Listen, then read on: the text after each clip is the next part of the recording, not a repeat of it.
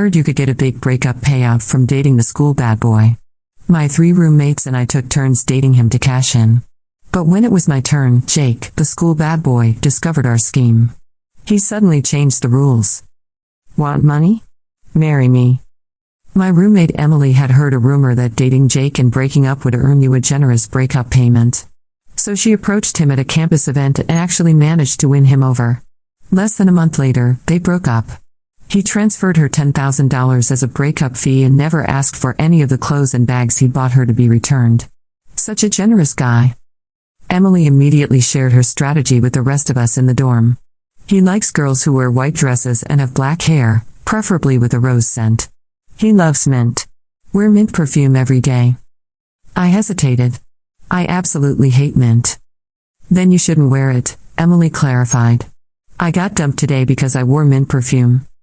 His hobbies? Shopping, spending money, and buying things. If he doesn't spend money for a day, he gets uncomfortable. Emily went on and on about Jake's likes and dislikes. My other 2 roommates were taking detailed notes. Emily looked up at me. Olivia, why aren't you writing this down? It's fine. You guys go first. I'll copy your notes later. With Emily's strategy, my other 2 roommates' plans went smoothly, though their relationships didn't last as long as Emily's. When Rachel returned, she added a new warning. Never touch his shoes. Especially his slippers. Emily covered her mouth in surprise. You were only together for 2 weeks and you saw his slippers?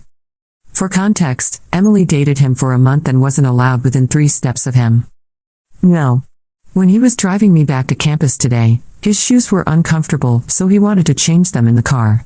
When his assistant brought in his slippers, I tried to help by taking them, and he immediately transferred me $10,000 as a breakup fee. He seems really attached to those slippers. Oh, and they were pink. Maybe from an ex-girlfriend. He has a slipper fetish, Jessica joked. I have so many cute slippers at home. I love collecting pretty ones to wear. If he saw my collection, would he steal them all? Then it was our 3rd roommate Jessica's turn to pursue him. She succeeded too, but her time was even shorter, just 1 week. Never drink the bottled water in his car, she warned. I opened a bottle and took 1 sip today, and he immediately sent me money and told me to get out. I trembled with fear. I love drinking water. Great. I probably wouldn't last even 1 day. Maybe I shouldn't go through with this, I suggested. My 3 roommates counted their money right in front of me. The clothes and bags Jake bought them filled our shared closet. We normally shared all our jewelry and accessories, but my corner of the closet was completely empty. Jessica was more anxious than I was. If you don't go, someone else will benefit. The day I got kicked out of his car, several girls were already waiting for their chance. She was right. Jake was like a walking ATM. If he wasn't giving money to me, he'd give it to someone else. So why shouldn't I be the one to benefit? Encouraged by my roommates, I stopped Jake's motorcycle after class. I gathered my courage and asked for his contact info. He tossed me a helmet. Get on. We'll take a ride, and then I'll add you. I'd seen him ride before. He was extremely fast. Remembering my roommate's mention of his germophobia, I timidly asked, Can I hold on to you? He slid down his visor. Whatever you want. With the helmet on, I sat behind him. He did ride very fast. I gripped his jacket tightly, afraid to let go. He drove to an amusement park. Jake took off his helmet and asked, Pirate ship ride. Want to try? I shook my head vigorously. No thanks. I'm afraid of heights. This was so much more complicated than my roommates' experiences. They just confessed, and he agreed. Then let's go on the Ferris wheel, he said. Jake didn't ask for my opinion, he simply went to buy tickets. Our local Ferris wheel was known as the Breakup Master. Every couple who rode it eventually broke up. Though we weren't a couple yet, I was looking forward to breaking up. Breaking up meant getting paid. We sat facing each other in the Ferris wheel car as it slowly rose. Neither of us spoke until we reached the highest point. Then Jake finally spoke. Olivia, what does your dorm think I am?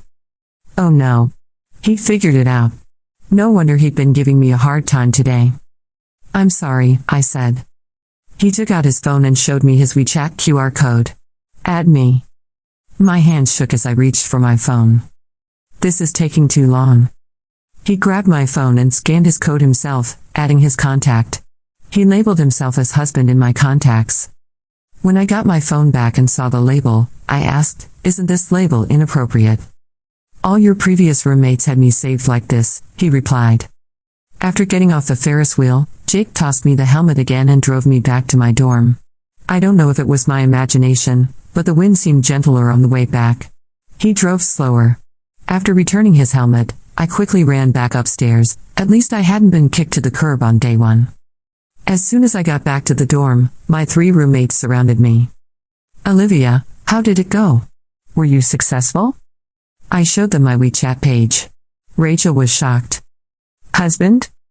Olivia, you're so bold. Didn't you all save him as that too?" I asked. "Of course not," they said. The 3 of them showed me their phones. Rich idiot. Weird temper.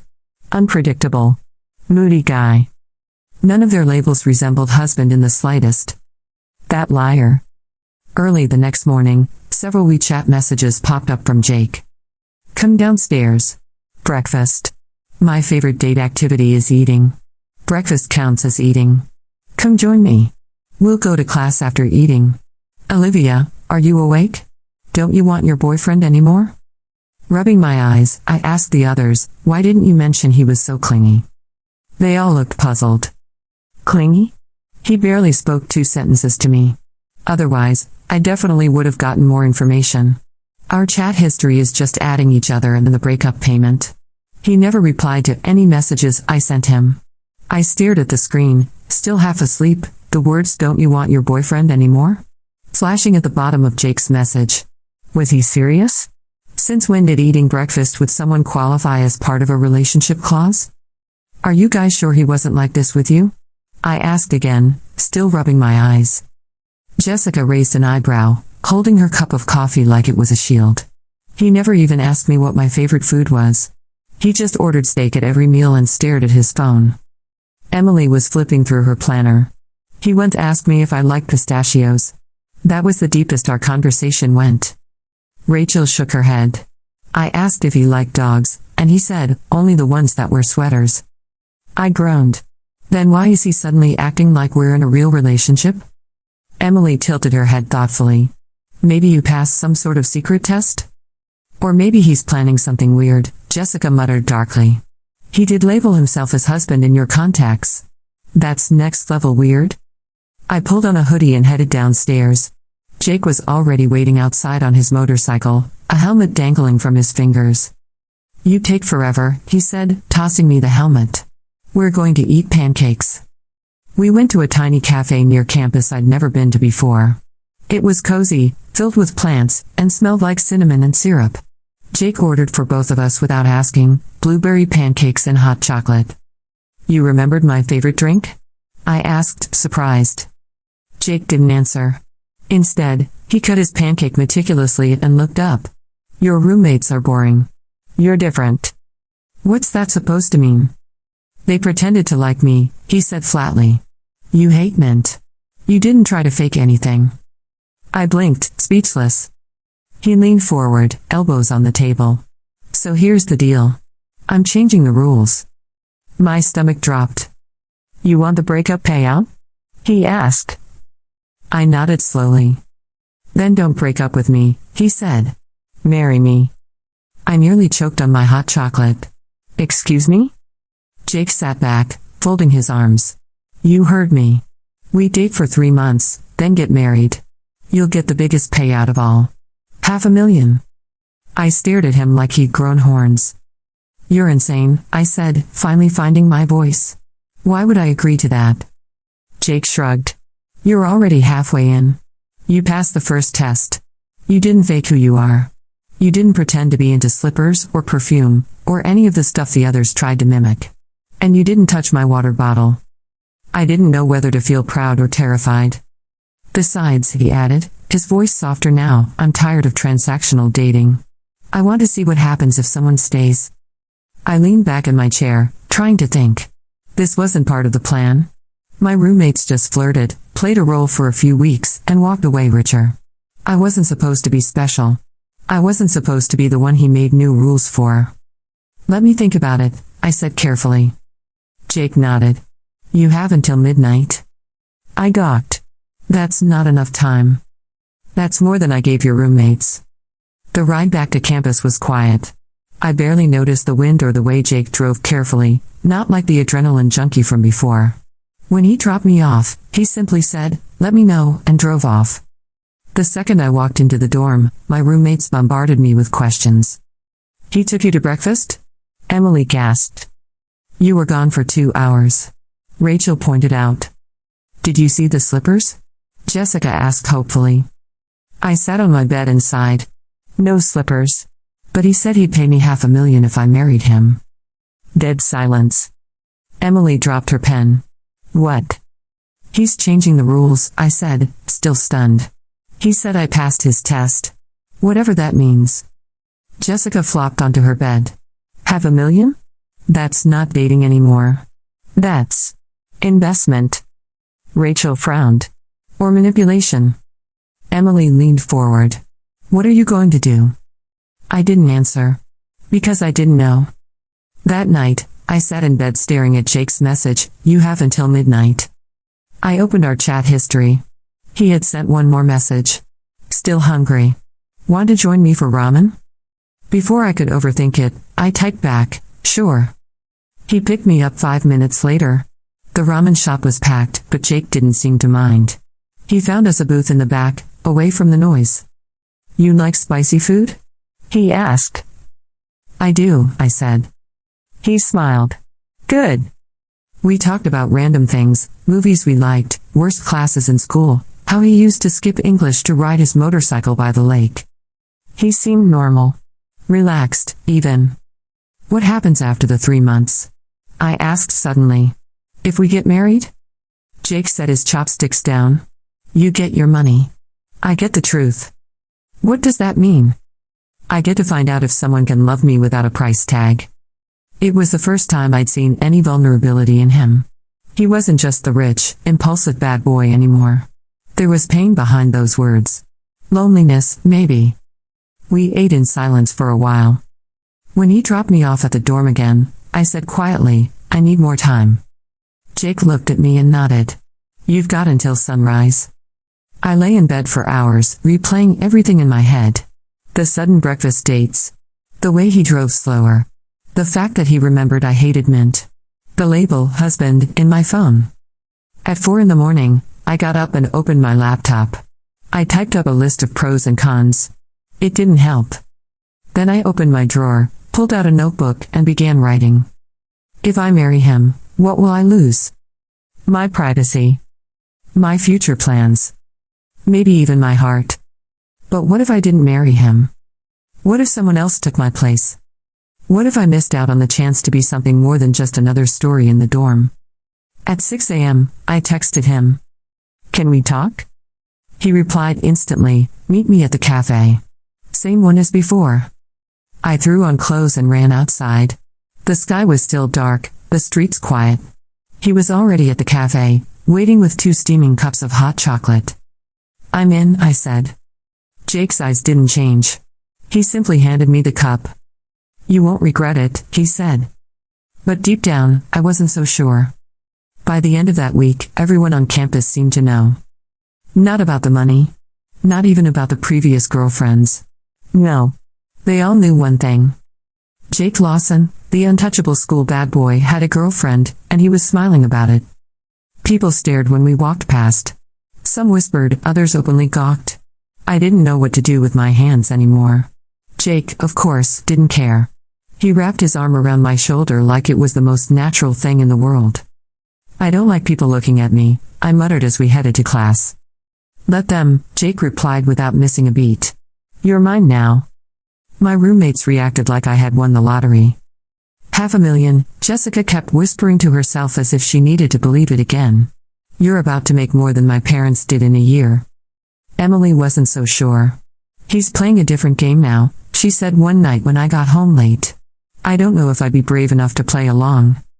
Rachel just sighed. Don't fall for him, Olivia. Too late. I didn't mean to. But Jake was different when the world wasn't watching. When it was just us, he was real. Like when he sat beside me at the library and read comic books instead of studying. Or when he bought coffee for my entire dorm because I mentioned once that we ran out of instant mix. Or the time I slipped on wet pavement and he caught me so fast, I didn't even hit the ground. This doesn't feel fake, I told myself more than once. But I still remembered the deal. 3 months. A contract with no paper. A silent agreement. Stay by his side, be his girlfriend, and at the end, marriage and the payout. It was a dangerous dance. Jake never mentioned the contract after our second meeting. He just acted like we were a real couple. He held my hand in class, texted me good morning, and sent memes late at night. But sometimes, I caught him watching me like he was still deciding something. Like he was waiting for a signal to end it all. One evening, he took me to the lake. It was quiet, the surface still, the moonlight scattered over the water. He laid out a blanket and handed me a small box. "For you," he said. I opened it carefully. Inside was a key. "What's this for?" I asked, confused. Jake leaned back on his elbows. "My place. In case you ever want to escape your roommates." It was a test. I knew it instantly. He wanted to see if I'd take it, if I'd move in with him, if I was serious. I nodded slowly. "Thank you." But I didn't move in. Not yet. I needed space. I needed clarity. I needed to know if this was real for him too. Because no matter how many times I told myself it was a game, I was starting to care. I cared about the way he smiled when he saw street dogs. I cared about how he looked sad every time he passed the flower shop on campus but never bought any. I cared when I saw him stare at couples with that silent longing in his eyes. Jake was broken in ways he didn't show. And I was afraid I was falling in love with a boy who only promised a payout. 3 weeks passed. Then one morning, everything shifted. Jake didn't show up for breakfast. He didn't respond to messages. He didn't come to class. At first, I thought he was just tired. Maybe he needed space. But by evening, I was pacing the dorm, checking my phone every 5 seconds. "He's probably with his assistant or something," Rachel said. "Didn't she say he sometimes disappears like this?" Emily shook her head. "Only when he's about to end things." A chill spread through my chest. I texted him again. Then again. Then finally, "Are we still doing this?" An hour passed. Then 2. Then a reply came through, "Come to my place." I stared at the message. This was it. The final test. The apartment was across town. I had never been there. But I used a key he gave me and entered quietly. It was dark. Luxurious. Cold. Jake sat on the couch in sweatpants and a hoodie, staring at the TV without sound. I stepped in, gently closing the door. He didn't turn around. "I thought you changed your mind," I said softly. I almost did. I stood there for a moment, unsure of what to say. Then he finally looked at me. "I'm scared, Olivia." I blinked. "Of what?" Jake ran a hand through his messy hair. "Of this. Of you. Of what happens if I let you in and you leave anyway." "I never lied to you," I said. "No. But everyone else did." He stood up, walked toward the window, and looked out at the city below. "My father used to say women only stay if you keep paying," he said. So I tried it. I kept paying. Every time they left, I just handed them money and called it a loss. "That's not how love works," I said. Jake turned around. "And yet, all your roommates took the money." I stepped closer. "I haven't." He stared at me. "And I won't," I added. "Not if you don't want me to." Silence stretched between us like a fragile bridge. Then, slowly, he crossed the space between us and hugged me. For the first time, it felt different. No contract. No challenge. Just warmth. "I want to try," he whispered. "But I don't know how." I hugged him tighter. "We'll figure it out." That night, I stayed. Not because of the key. Not because of the money. But because I wanted to. He made me scrambled eggs at midnight and let me pick the movie. I chose a cartoon. He didn't even complain. I fell asleep on his shoulder, and for the first time in weeks, I didn't dream of $. I dreamed of kisses and laughter and pancakes. The next morning, I woke up to the smell of toast. Jake was in the kitchen, his hoodie sleeves pushed up, humming something under his breath. When he saw me, he smiled. And just like that, everything felt normal. That was the moment I knew I was in trouble. Because there were still 2 months left. 2 months until the so-called wedding deadline.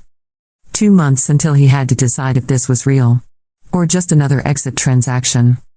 And I didn't know if I could take the heartbreak if he chose to pay me to leave.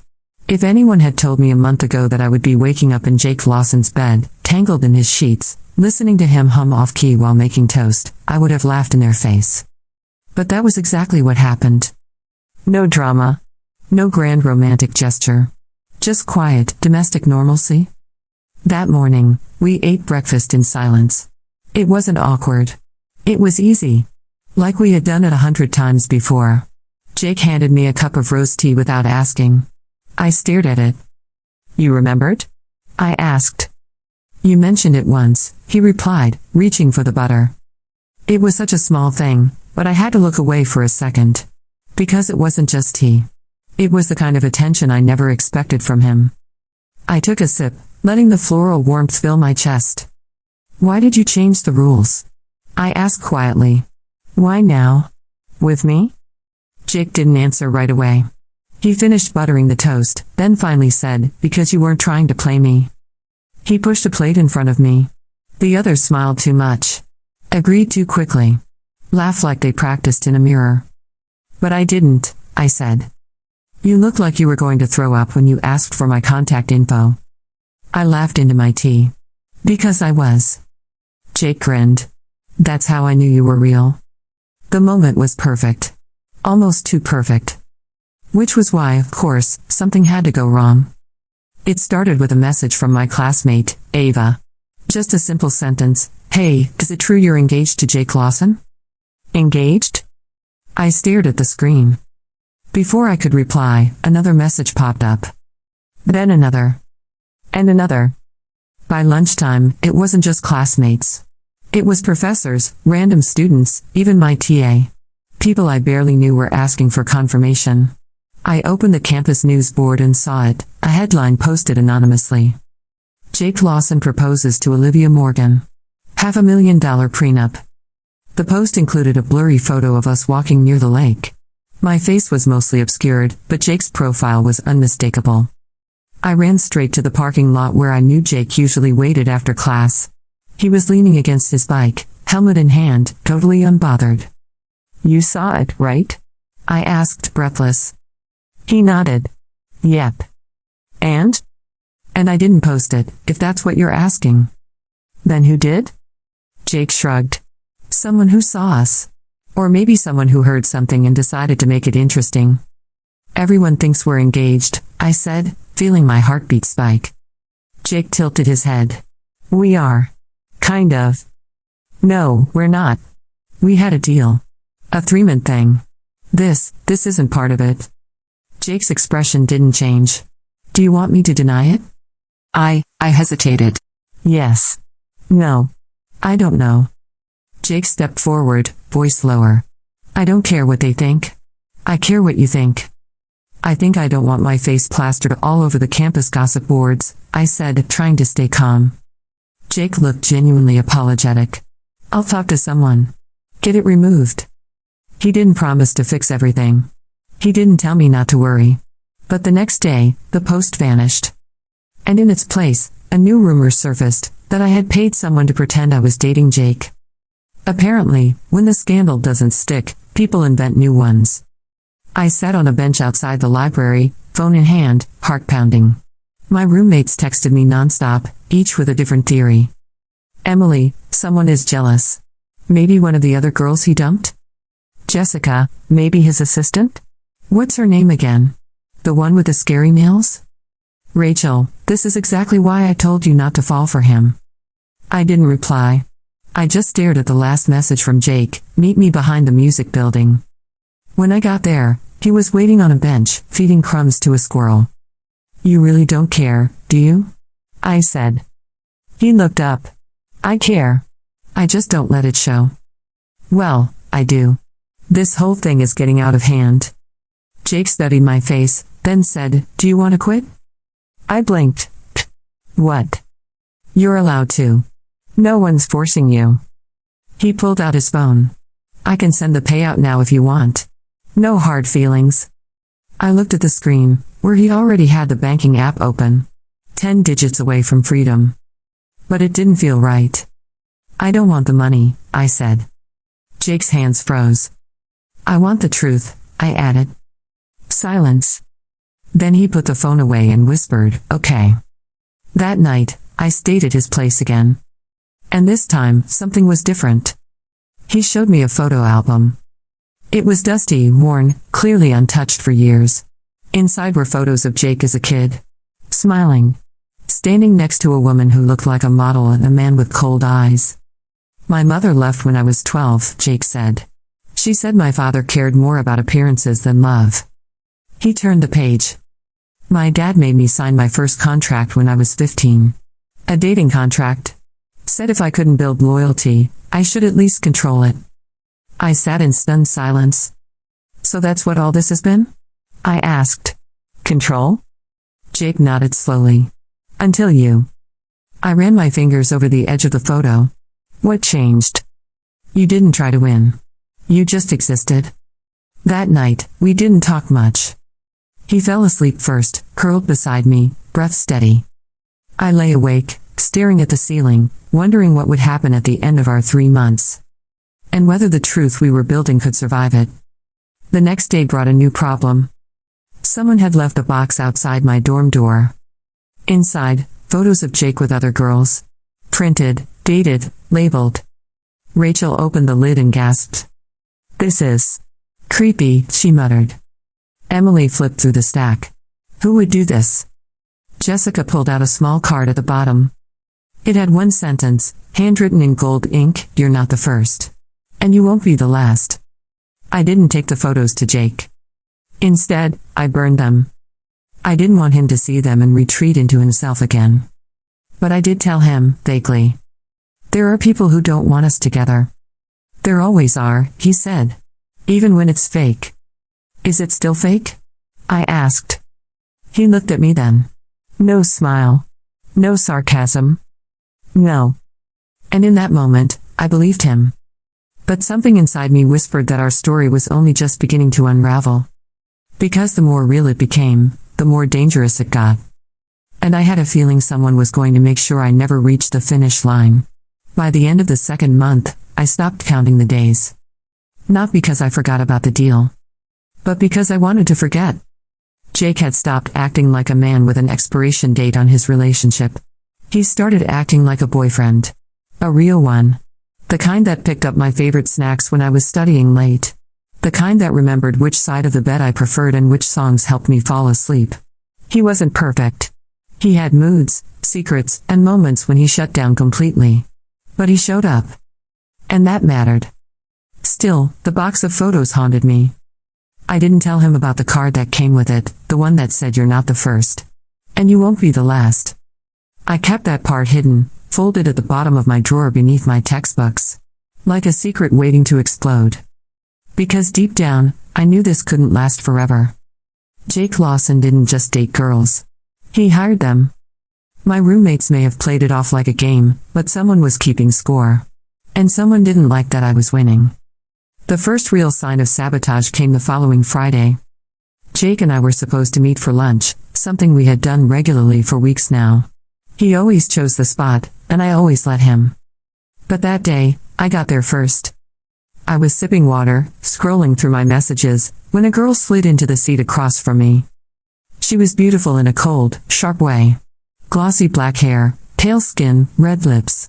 The kind of girl who could be cast as a villain without saying a word. "You're Olivia," she said flatly.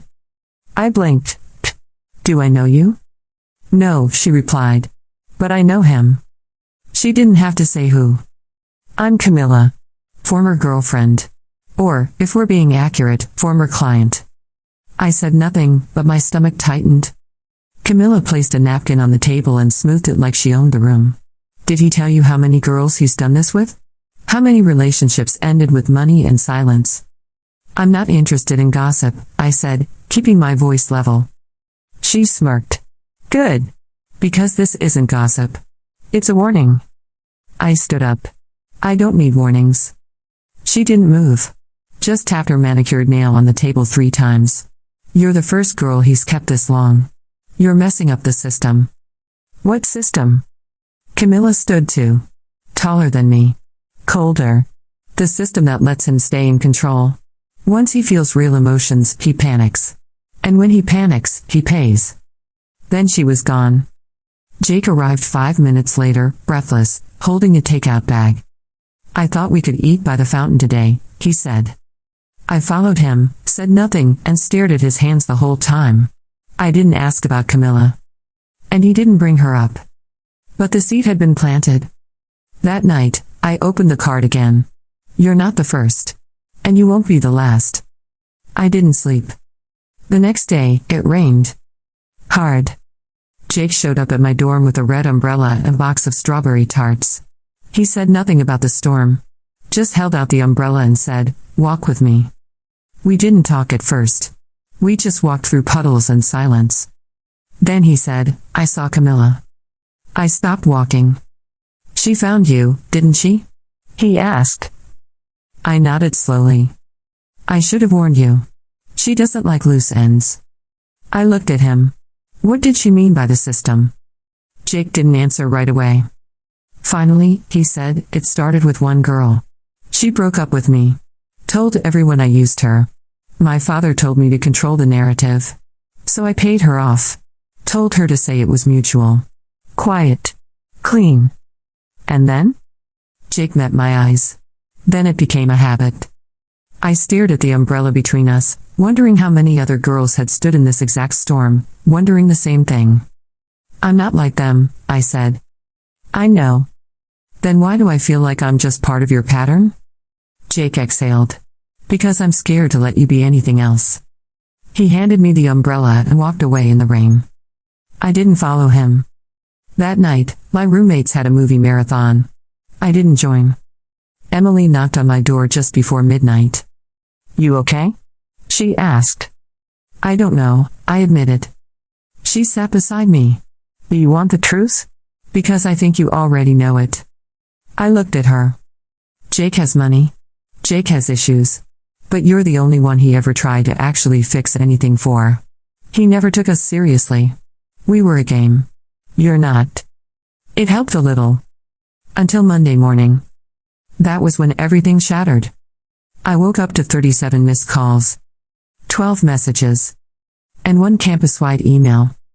Subject line, "Scandal, Olivia Morgan paid to date Jake Lawson." The message included screenshots, edited and heavily manipulated, but convincing enough to throw me into a panic. Text messages I never sent. Bank account activity that wasn't mine. Even fake photos of me meeting with strangers labeled as agents. I barely had time to process it when the knock came on the door. Campus security. I was suspended pending an investigation. Jake was already outside when I was escorted from my dorm. He tried to get to me, but they kept him back. His voice broke through the crowd. "Olivia, I didn't do this." I didn't answer. Because I didn't know what to believe. By the time I was brought to the admin building, the press was already calling. They took my phone. They took my access badge. They took everything but my name. And for the first time since this started, I realized how fragile my life had become. It had taken one rumor to launch me into Jake's world. And one lie to tear it apart. When I was finally allowed to speak to someone, they handed me a folder. Inside were printed screenshots and witness statements. The same card was tucked between the pages. "You're not the first. And you won't be the last." This time, though, something was different. There was a signature at the bottom. Camilla Rose Sorrento. She wasn't just a bitter ex-girlfriend. She was the one pulling the strings. Jake tried to visit me that night. I refused. Not because I didn't believe him. But because I didn't believe anyone. The next day, Emily came to find me. She handed me a flash drive. "Rachel did some digging," she said. "We found something." It was a video. Footage from a security camera outside a restaurant 2 weeks ago. Camilla meeting with a guy who worked in the admin building. Handing him an envelope. I watched it 3 times. Then I picked up the phone and called Jake. He answered instantly. Olivia? I have proof, I said. I know who did it. Are you safe? He asked. I nodded, even though he couldn't see me. Come to my place, he said. We'll fix this. This time, I didn't hesitate. Because I wasn't running toward the money. I was running toward the only person who had never asked me to be anyone else. Jake's apartment was warm when I stepped inside, but I was still shaking. Not from the cold. From everything that had happened in the last 24 hours. False accusations. Public suspension. My phone confiscated. Being treated like a criminal on my own campus. And worst of all, being forced to question the only person who had ever looked at me like I mattered more than the game. Jake stood in the doorway, arms crossed, eyes heavy with something between guilt and fury. I'm sorry, he said before I even took off my coat. I didn't answer right away. I dropped my backpack on the floor and pulled out the flash drive Emily had given me. I have proof. Camilla is behind it. Jake took the flash drive carefully and plugged it into his laptop. I watched his jaw clench as the video played. Camilla, dressed like she was going to a gala, sliding an envelope across the table to the admin assistant.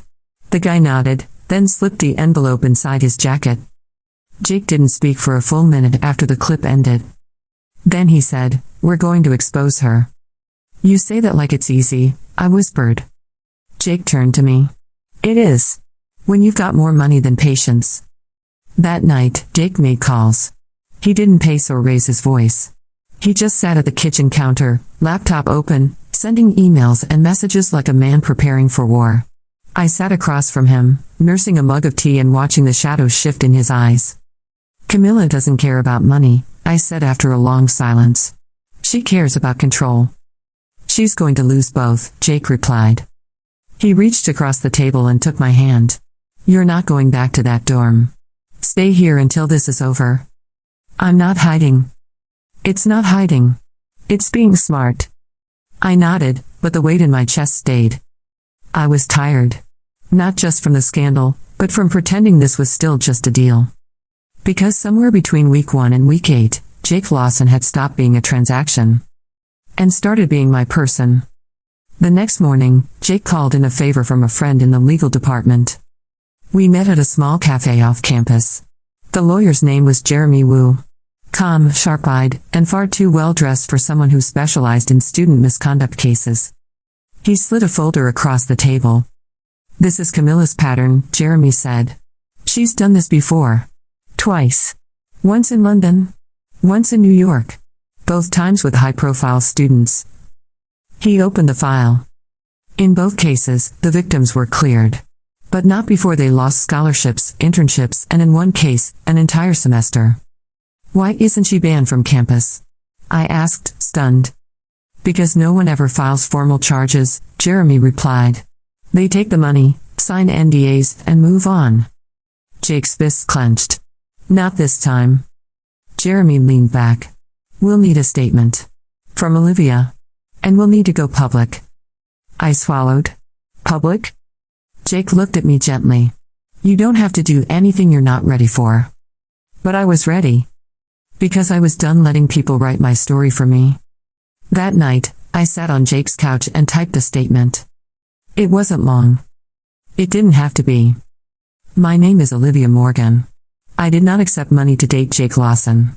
I have never received payment, and I never intended to. Any evidence to the contrary is false, fabricated, and part of a targeted campaign against me. I have proof. And I'm not afraid anymore." Jake posted it from his account. Then I posted it from mine. Within 10 minutes, both of our inboxes were full. Support. Hate. Curiosity. The usual chaos of the internet. And then something unexpected happened. Camilla responded. "You think this is new? This is how the game works. You lost the second you believed he was different." She included a photo of Jake with another girl. Someone I didn't recognize. Jake stared at the image for a long time. "She was one of the first," he said softly. "Her name was Layla. She left before the first breakup fee ever existed." "What happened?" I asked. "She loved me. And I destroyed it. So I made a system to protect myself. A way to keep people from getting too close. And now? I whispered. He looked at me.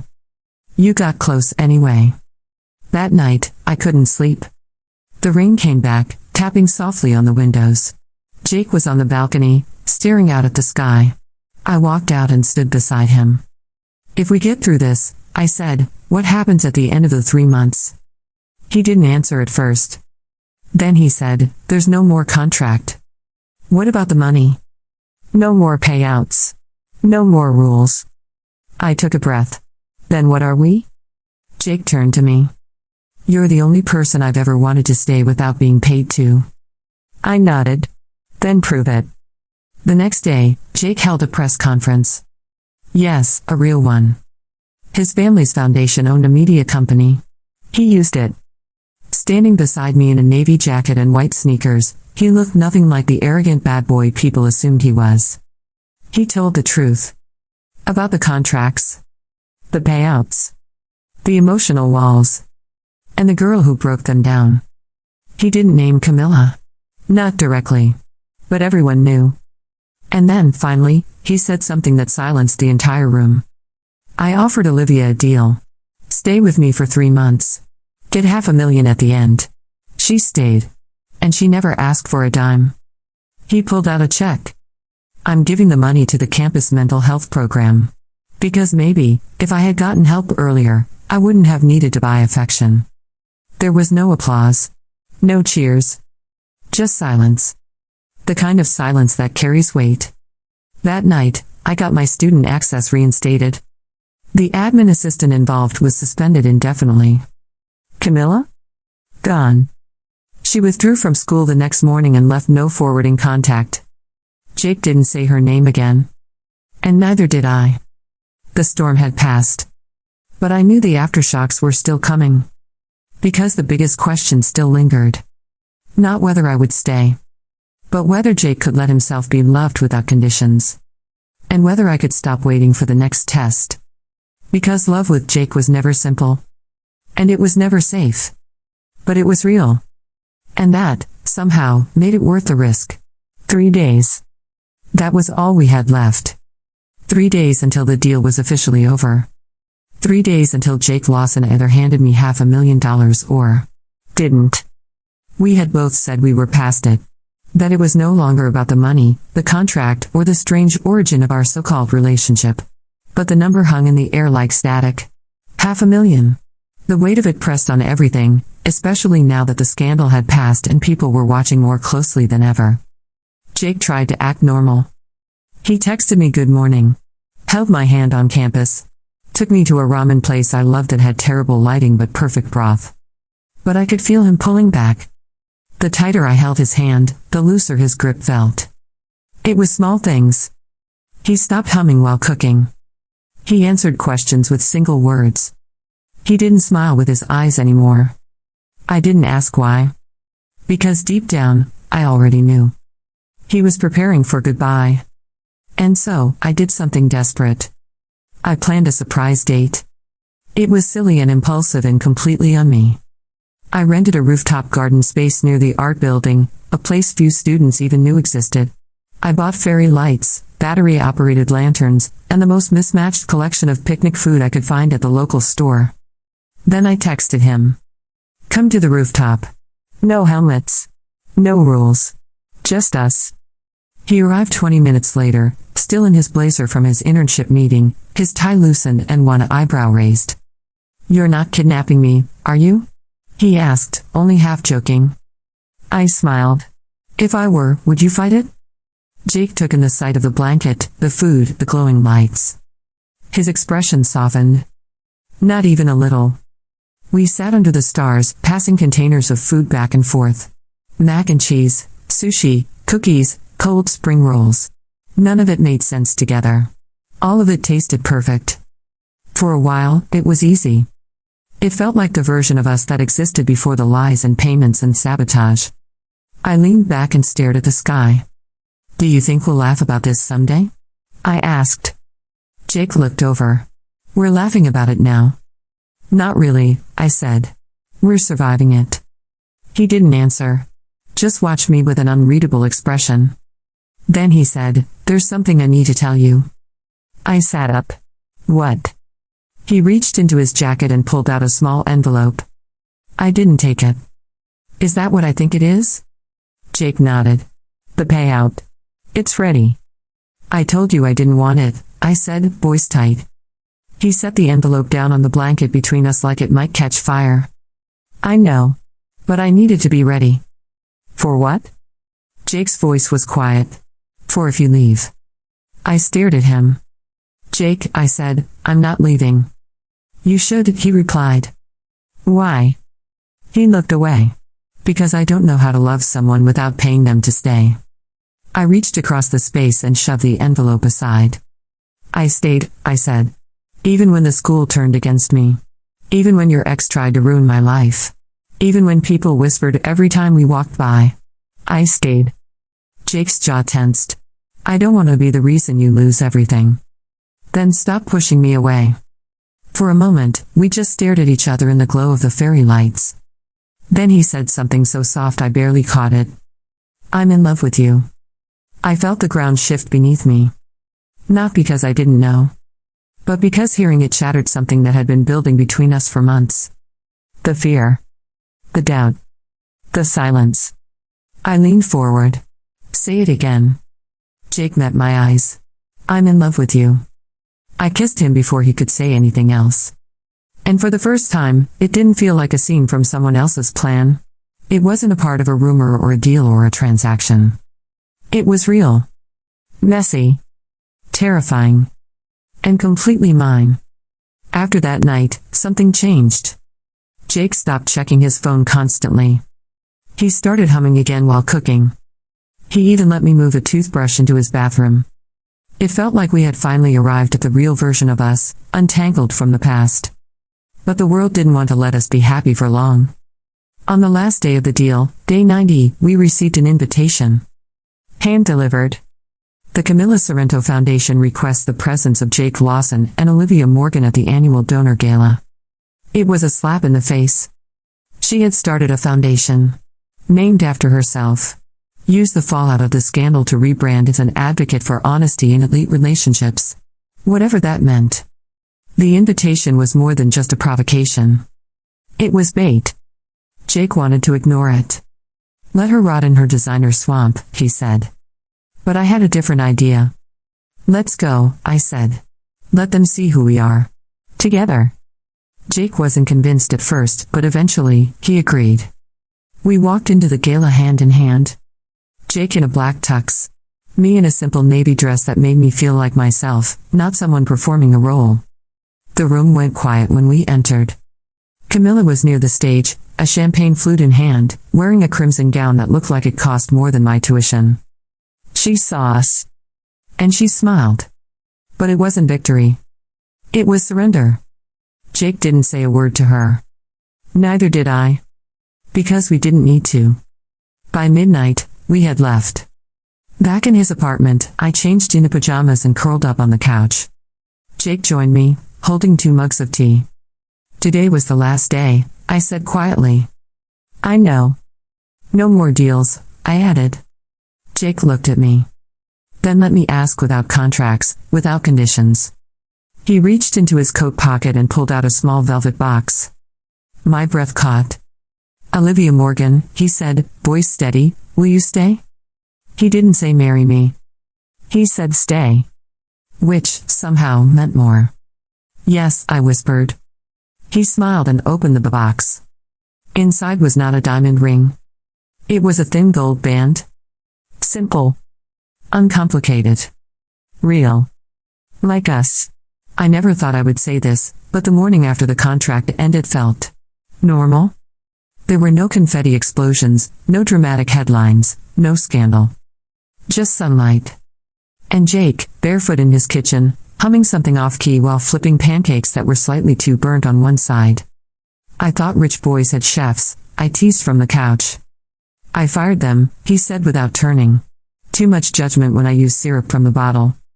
You're ungovernable. He grinned. You're still here. I was. No payout. No expiration date.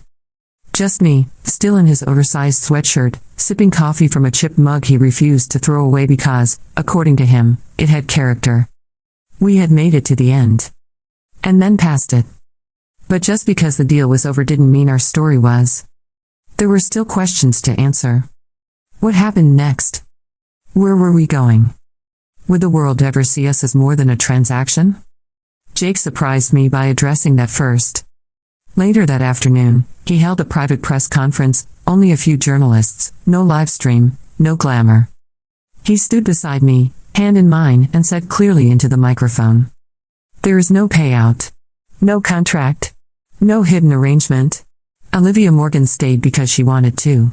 And I stayed because I realized I could not afford to lose her, not in dollars, not in dignity, not in any way that counts.